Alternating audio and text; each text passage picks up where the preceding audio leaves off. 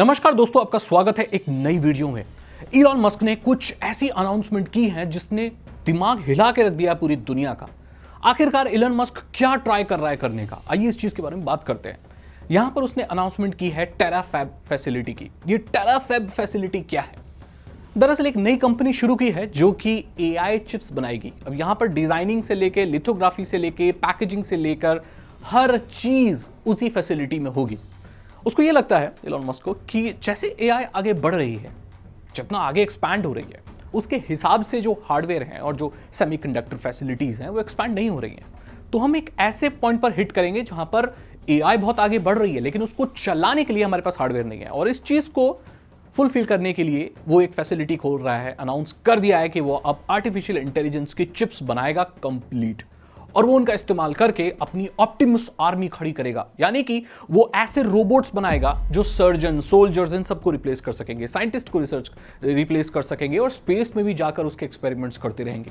ये बहुत बड़ी बात उसने कह दी। उसका ये भी कहना है कि 2029 तक वो जितने भी दुनिया में सर्जन्स हैं, डॉक्टर्स हैं, उनसे ज्यादा बेटर सर्जन्स ऑप्टिमस में बना देगा। यानी कि वो रोबोट सर्जन्स होंगे जो बहुत प्रिसीजन से काम करेंगे, वो कभी थकेंगे नहीं दोस्तों, और बहुत ज्यादा स्किल्ड होंगे। अब देखते हैं कि वो 3 साल में ये चीज कर पाता है कि नहीं कर पाता है। लेकिन हम फिर वापस लौटते हैं इसकी टेराफैब फैसिलिटी पर कि आगे क्या होने वाला है। पर इलॉन मस्क जो ये चिप बना रहा है, ये नॉर्मल एआई चिप्स नहीं होंगी दोस्तों।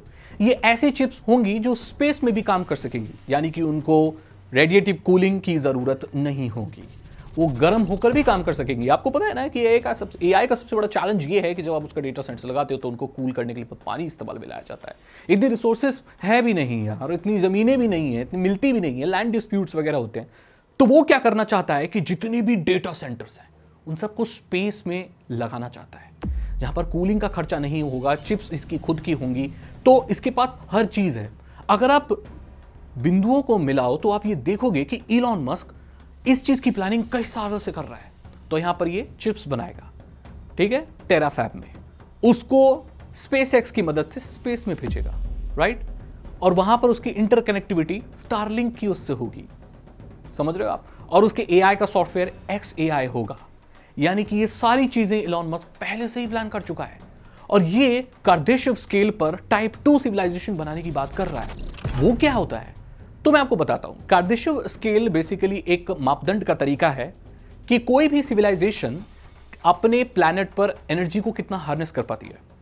टाइप 1 मतलब 1 civilisation, 2nd and 3rd stage होती है। हम 1 स्टेज पर भी नहीं है।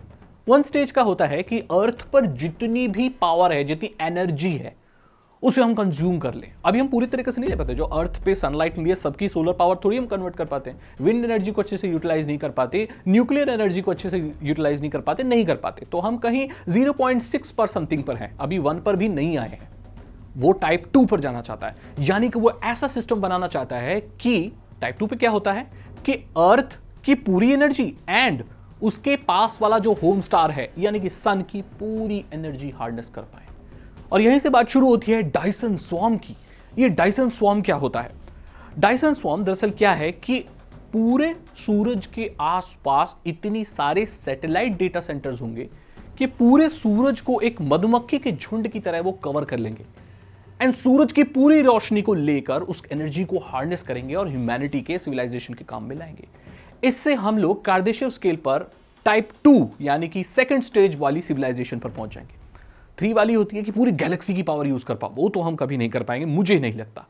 और ये क्या करना चाहता है कि मून पर, मार्स पर अपने ऑप्टिमस की आर्मी भेजना चाहता है, जहां पर वो लोग एक्सपेरिमेंट करेंगे, सिविलाइजेशन के लिए ऐसा इन्वायरमेंट बनाएंगे कि वहां रह सके, और डेटा सेंटर्स वहां लगाएंगे, मून पर लगाएंगे, ऐसी जगह लगाएंगे जिससे एआई को बहुत ज्यादा एक्सपैंड किया जा सके, और हम लोग एनर्जी के मामले में इतना आगे बढ़ जाएं कि शायद कोई सिविलाइजेशन हमारे आसपास भी ना हो। ये प्लानिंग है। इलॉन मस्क किसी के साथ कंपीट नहीं कर रहा है दोस्तों। अब इलॉन मस्क ने एक अपनी अलग दुनिया बनाना शुरू कर दिया है, और ये बहुत ही इंटरेस्टिंग चीज है। ये अपनी चिप्स बनाएगा सालाना, बहुत मिलियंस, 100 से 200 मिलियन चिप्स बनाएगा, जिससे 1 टेरावाट तक की आर्टिफिशियल इंटेलिजेंस कंप्यूटिंग एक साल में जनरेट करने की बात कर रहा है, जो कि बहुत मैसिव है।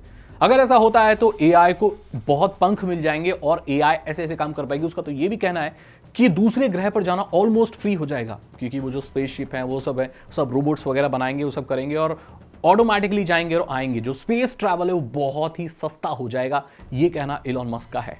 हम लोग कंटिन्यूअस एनर्जी हार्नेस कर पाएंगे, क्योंकि अर्थ पर जो भी हम सोलर एनर्जी को लेते हैं तो वहां पर दिन होता है, रात होती है, ये लफड़ा रहता है। स्पेस में ऐसा नहीं होता। जब सूरज के आसपास ही पूरा स्वॉर्म बन जाएगा तो हमेशा एनर्जी कंटिन्यूअस 24/7 एनर्जी हार्नेस कर सकते हैं। उसका कहां कहां इस्तेमाल कर सकते हैं हम आप सोच भी नहीं सकते। तो इलॉन मस्क अब ये चीजें सामने लेकर आ रहा है। आपकी क्या राय है? क्या ये सही है? क्या ये कामयाब हो पाएगा? अगर ऐसा हो जाता है तो ऑप्टिमस आर्मी और क्या करेगी? लोग जो कहते हैं कि इलॉन मस्क ही असली का आयरन मैन है, क्या आप इस बात को मानते हो? आपकी क्या राय है इसके बारे में जरूर कमेंट सेक्शन में लिखना। अगर आपको वीडियो अच्छी लगी तो लाइक करें, दोस्तों के साथ शेयर करें। मैं मिलता हूं आपसे अगली वीडियो में। Thank you so much and good